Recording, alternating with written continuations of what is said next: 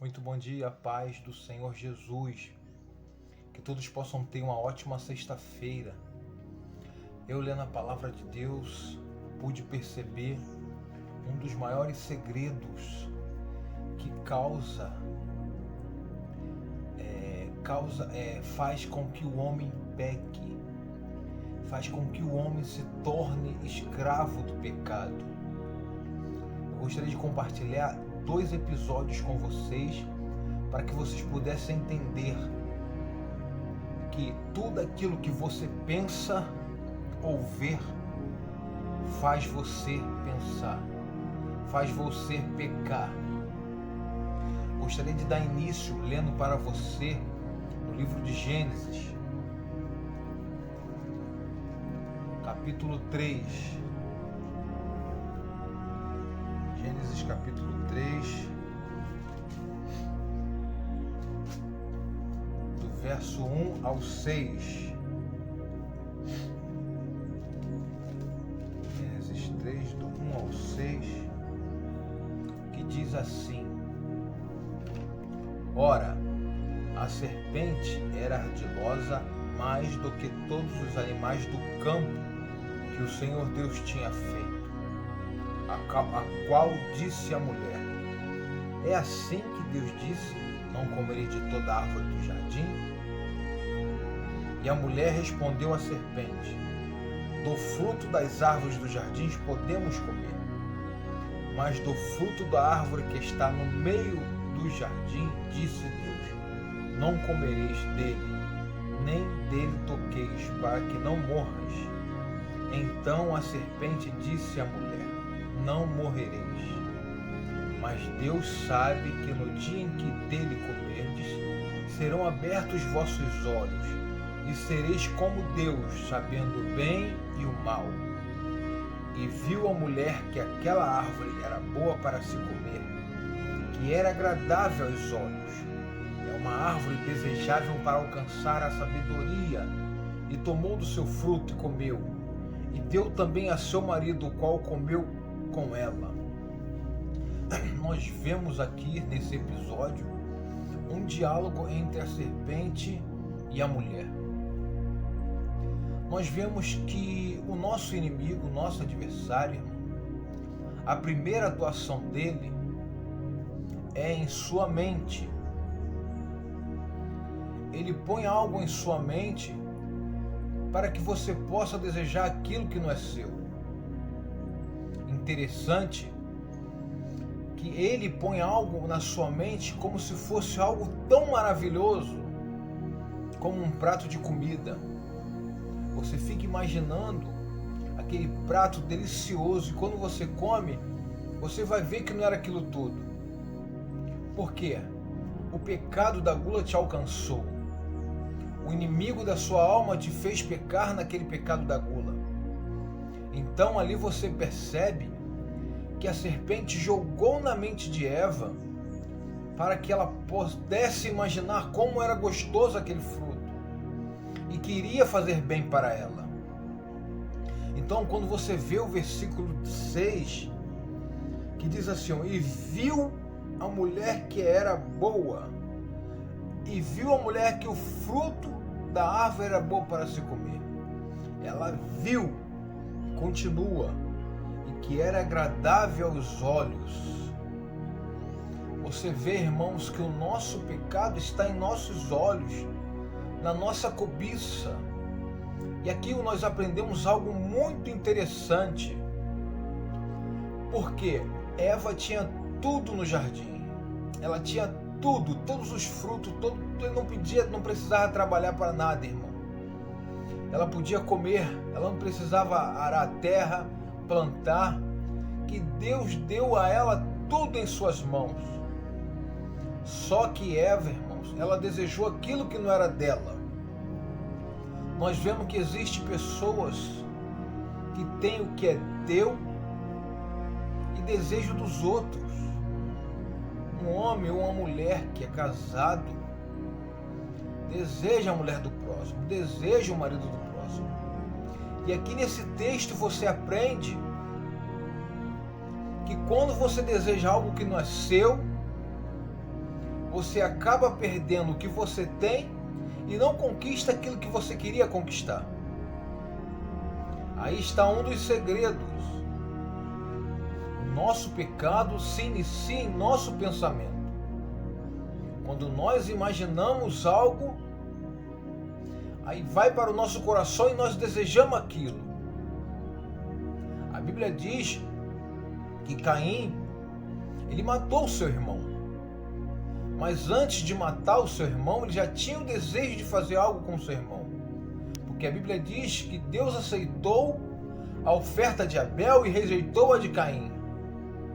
E depois disso a Bíblia diz que o semblante de Caim caiu. E Deus falou com Caim: o pecado bate à porta, mas você pode sujeitá-lo. Existe um versículo que diz: resisti ao diabo e ele fugirá de vós. Então nós podemos resistir a ele. Ele não tem poder nenhum sobre nossa vida. Nós temos que pensar aquilo que nós queremos. Se o pecado vir em nossa vida, nós temos que pensar. Podemos até imaginá-lo fazendo, mas não podemos cair nesse pecado. E quando você pratica o ato, aí já era. Quando Deus falou com Caim, Caim não tinha ainda matado o seu irmão. O pecado estava batendo na porta. Ele tinha o desejo de fazer algo com o seu irmão. Mas Deus avisou para ele. Se ele tivesse dado ouvido à voz de Deus, teu irmão estaria vivo. Ele não deu a ouvido à voz de Deus. Na nossa vida acontece assim também.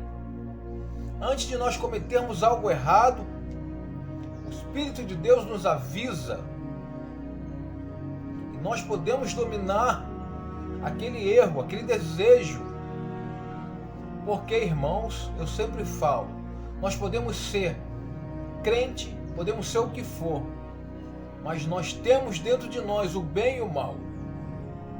Todos os evangélicos falam que eles são santos, que eles não têm o mal. E quando você mente, e quando você pratica algo que é desagradável à vontade de Deus, será que a culpa é do diabo? A culpa é sua, porque você está desejando isso.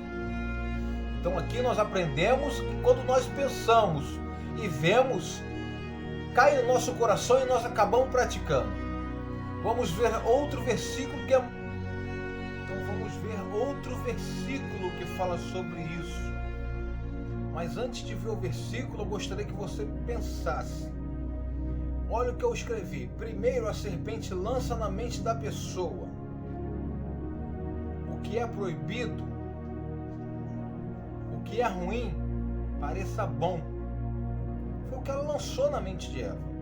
Ela lança a semente para ver se a semente vai germinar. Então que nós possamos prestar atenção quando algo de ruim vir na nossa mente. Outro versículo muito interessante é a história de Jacó. Eu gostaria que vocês lessem comigo.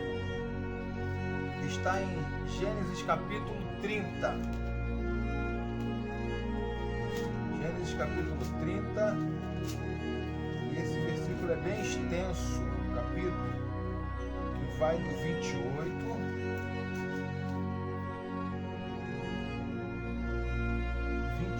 ao 43.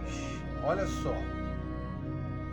E ele, aqui está dizendo de Labão, disse: determina-me o teu salário que eu te darei. E ele, Jacó, respondeu a Labão: tu sabes como tenho servido e como esteve o teu gado comigo, porque o pouco que tinhas antes de minha vinda tem aumentado em grande número, e o Senhor tem te abençoado com a minha chegada. E agora, quando hei de trabalhar também por minha própria casa? E ele, Labão, disse: o que te darei?